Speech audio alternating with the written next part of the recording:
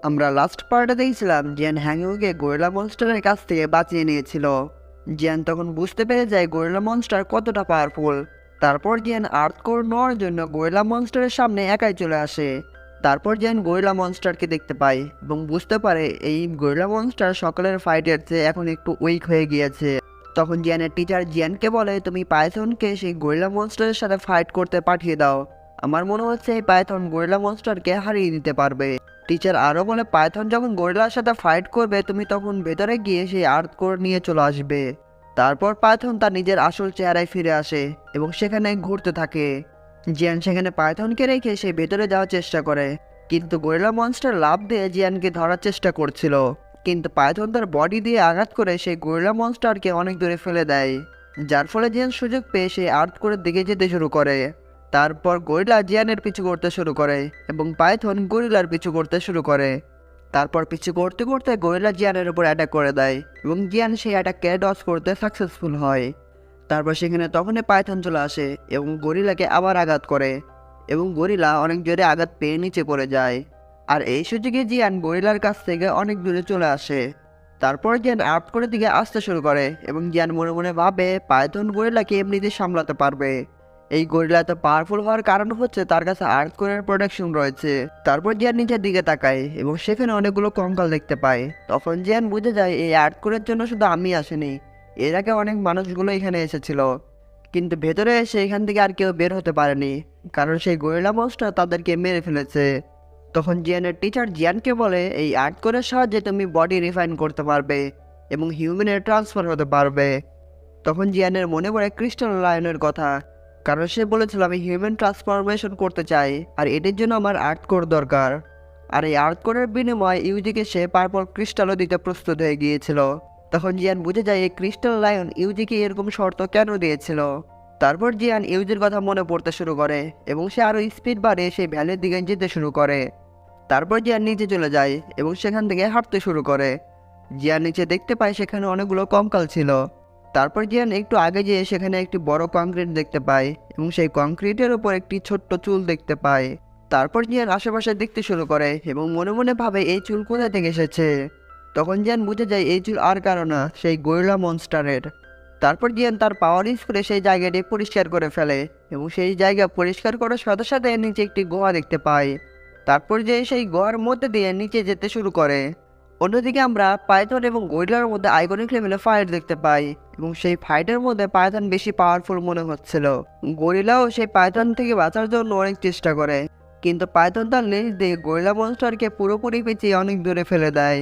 তারপর পাইথন তার নিজের পয়জন গরিলা মনস্টারের উপর ছেড়ে দেয়, কিন্তু গরিলা মনস্টার সেই পয়জন থেকে বেঁচে যায়। পাইথন বারবার তার পয়জন সেই গরিলা মনস্টারের উপর ছাড়তে শুরু করে, কিন্তু গরিলা সেই পয়জনকে আইস কিউব বানিয়ে পাইথনের উপর আবার অ্যাটাক করে দেয়। কিন্তু পাইথন সেই আইস কিউবকে তার লেন্স দিয়ে টুকরো টুকরো করে ভেঙে ফেলে। তারপর জিয়ান সেই গুহার মধ্যে চলে যায় এবং তার টিচার তার বডি থেকে বের হয়ে আসে। তখন জিয়ান একটি জিনিসকে দেখতে পায়। তখন জিয়ান মনে মনে ভাবে এই লিকুইডে হয়তো আর্থ কোর ফায়ার। টিচার তখন জিয়ানকে বলে, এই আর্থ কোর অনেক বেশি পাওয়ারফুল, তাই তুমি তাড়াতাড়ি এই আর্থ কোরকে নিয়ে নাও। তারপর জিয়ান বোতল বের করে এবং সেই লিকুইডকে সেই বোতলের মধ্যে ভরতে শুরু করে। তারপর টিচার জিয়ানকে থামতে বলে এবং এই লিকুইডটি যেখান থেকে পড়ছিল সেখানে উপরে যেয়ে সেখানে একটি গর্ত করে দেয়। তখন টিচার জিয়ানকে বলে, দেয়ালের উপর থেকে সেই আইস কিউবটি সরিয়ে দাও।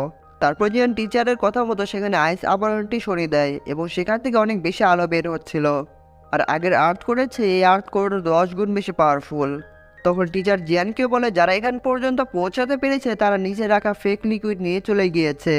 তারপর জিয়ান সেই আসল লিকুইডকে তার বোতলে ভরতে শুরু করে। তখন টিচার জিয়ানকে বলে, তুমি এই লিকুইড নেওয়ার পর সেই আইস আবরণ আবার সেখানে লাগিয়ে দিবে। তারপর জিয়ান তার বোতল ভর্তি করে সেই আইস আবরণ আবার সেখানেই লাগিয়ে দেয়।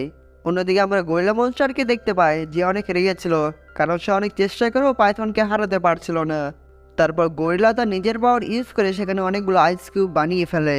তখন সেই আইস কিউবগুলো পাইথনের উপরে ছেড়ে দেয়, কিন্তু পাইথন সেই আইস কিউবগুলো ভালোভাবে ডজ করতে পারছিল এবং পাইথন সেই আইস কিউবগুলো ডজ করে সেই গরিলা মনস্টারকে তার লেন্স দিয়ে আবার ধরে ফেলে এবং অনেক চাপ প্রয়োগ করে সেই গরিলা মনস্টারকে আবার অনেক দূরে ফেলে দেয়। তারপর গরিলা আর সহ্য করতে পারছিল না, এই জন্য সে অনেক বড় আইস বল বানিয়ে পাইথনের ওপর ছেড়ে দেয়। অন্যদিকে জিয়ান পাইথনের জন্য অনেক টেনশন করছিল, কিন্তু জিয়ান যখন সেখানে চলে আসে তখন পাইথন সেই গরিলা মনস্টারকে হারিয়ে দিয়েছিল। তারপর জিয়ান আর্থকোর নিয়ে সেই পাইথনের সাথে সেখান থেকে চলে যেতে শুরু করে। তারপর জিয়ান পাইথনের ওপর অনেক খুশি হয়ে যায় এবং তাকে অনেক খাবার খেতে দেয়।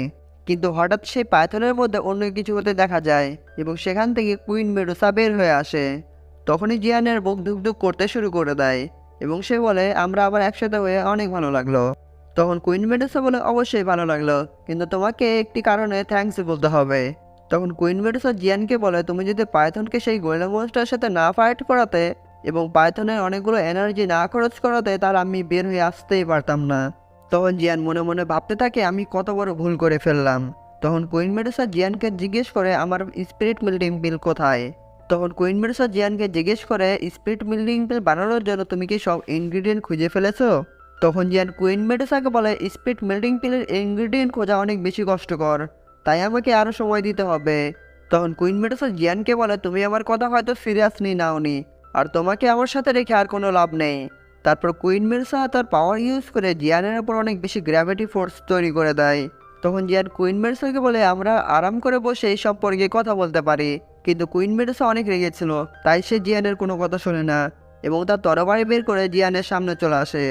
তারপর কুইন মেডুসা তার তরবারি দিয়ে জিয়ানকে মারতে যাচ্ছিল, কিন্তু তখনই জিয়ানের টিচার বের হয়ে আসে এবং জিয়ানকে বাঁচিয়ে নেয়। তখন টিচার কুইন মেডুসাকে বলে, জিয়ান আমার ডিসাইবল, তাই আমি তাকে এমনিতেই মেরে ফেলতে দিতে পারি না। তখন কুইন মেডুসা টিচারকে বলে, আমি প্রথমে বুঝতে পেরেছিলাম এই ইঁদুরের আশেপাশে কোনো স্ট্রং পাওয়ার রয়েছে, আর আমি এখন বুঝতে পারছি এটি তো একটি সোল বডি। তখন টিচার কুইন মেডুসাকে বলে, আমি তোমার সম্পর্কে আরো ভালো করে জানি। যদি আমি সোল বডি, কিন্তু তুমি যদি আমার সাথে ফাইট করো তাহলে তুমি হেরে যেতে পারো, কারণ তোমার পাওয়ার এখনো ফুল রিকভারি হয়নি। আর এটি শুনে কুইন মেডুসা অনেক রেগে যায়। আর এখানেই এপিসোডটি শেষ হয়ে যায়।